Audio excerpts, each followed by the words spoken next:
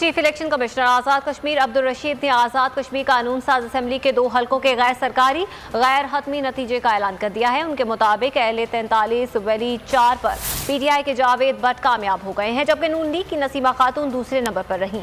अहले 40 कश्मीर वैली 1 पर peoples party के आमिर लोन 2165 वोट लेकर कामयाब हुए। उनके मुकाबले में PTI के सलीम भट्ट 875 वोट लेकर दूसरे नंबर पर रहे। चीफ इलेक्शन कमिश्नर के मुताबिक मजमूई तौर पर इलेक्शन का अमल पुरअमन रहा। ये हल्का LA 43 कश्मीर वैली 4, तो यहाँ जो उम्मीदवार जीते हैं जावेद भट्ट हैं पाकिस्तान तहरीक इंसाफ के, उन्होंने 782 वोट लिए हैं। उनके दूसरे नंबर पर आने वाली नसीमा खातून पाकिस्तान मुस्लिम नून, जिनके 720 वोट हैं। ये LA 40 कश्मीर वैली 1, इसमें जो जीते हैं Aamir Abdul Khan Lone Pakistan people's party AJ के 2165 वोट हासिल किए हैं। और दूसरे नंबर पर आए हैं इनके मोहम्मद सलीम भट्ट पाकिस्तान तहरीक इंसाफ के, जिन्होंने 875 वोट हासिल किए हैं। खिलाफवर्जियों के सिलसिले में कानून अपनी हरकत में है।